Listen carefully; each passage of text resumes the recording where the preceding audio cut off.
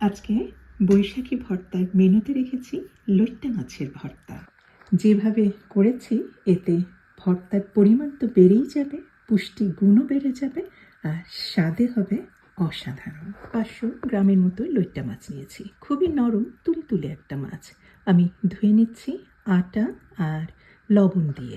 আটা দেওয়াতে মাছ একদম ফটফটা হয়ে পরিষ্কার হবে, আর লবণ দেওয়ার জন্য বিশেষ করে মাছের যে গন্ধটা থাকে সেটা অনেকটাই কমে যাবে।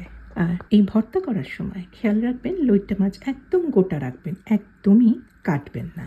সামান্য কিছুটা হলুদ দিয়ে সামান্য কিছু তেলে ভেজে নিচ্ছি।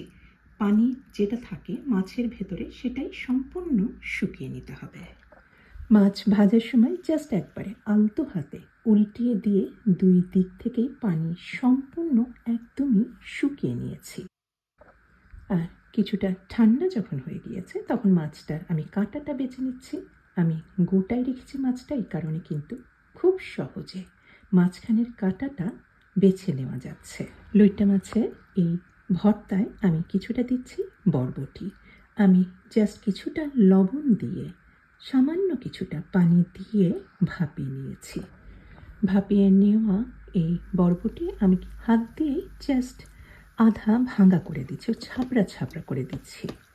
ভর্তাটা মেনলি রান্না করে হচ্ছে। আমি কড়াইয়ে সামান্য কিছুটা তেল দিয়েছি, অবশ্যই সর্ষের তেল দেওয়ার চেষ্টা করবেন। কিছুটা পেঁয়াজ পাতা দিয়েছি, নর্মাল পেঁয়াজও দিতে পারেন, আর আমি এর সাথে আবার কিছুটা পেঁয়াজ বাটাও দিয়ে দিয়েছি, ধরেন 1 টেবিল চামচের মতো। এটা কিন্তু খুব বেশি কালার করার কোনো দরকার নেই।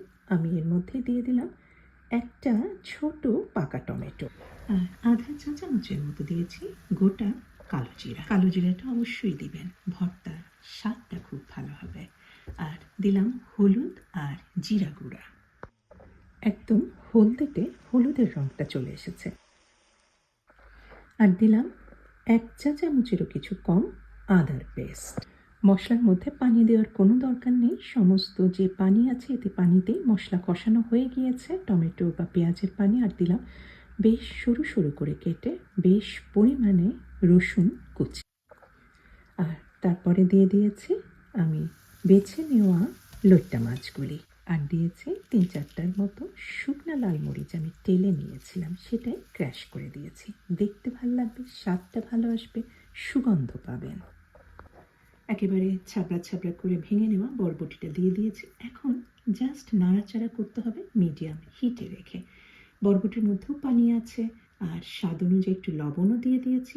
এই সমস্ত পানি একদম শুকিয়ে তেলটা ছেড়ে দিবে, অনেকটা হালুয়ার মতো যখন হবে তখনই আপনার এই ভর্তা তৈরি হয়ে যাবে। আর ধনেপাতা তো একটু দিতেই হবে, ভর্তা বলে কথা। ঝালের জন্য আমি বেশ পরিমাণে কাঁচামরিচ বিচিটা ফেলে দিয়েছি। এতে কিন্তু কাঁচামরিচের বিচি যখন ফেলবেন তখন কাঁচামরিচের কিন্তু সুগন্ধটা খুব ভালো আসে। আর এখন নাড়াচাড়া করে একদমই যখন হালুয়ার মতো তাল পাকিয়ে আসছে, তৈরি হয়ে গেল দারুণ মজার এই লইট্টা মাছের ভর্তা। আর সার্ভিংয়ের সময় আমি উপরে ছড়িয়ে দিয়েছি কিছুটা পেঁয়াজ বেরেস্তা। অবশ্যই করবেন এই বৈশাখে, সবাই পছন্দ করবে। স্বাদে অতুলনীয়, পরিমাণেও বেশি। লইট্টা মাছের মজাদার একটু নতুন ধরনের এই ভর্তা রেসিপি। সবাই ভালো থাকবেন।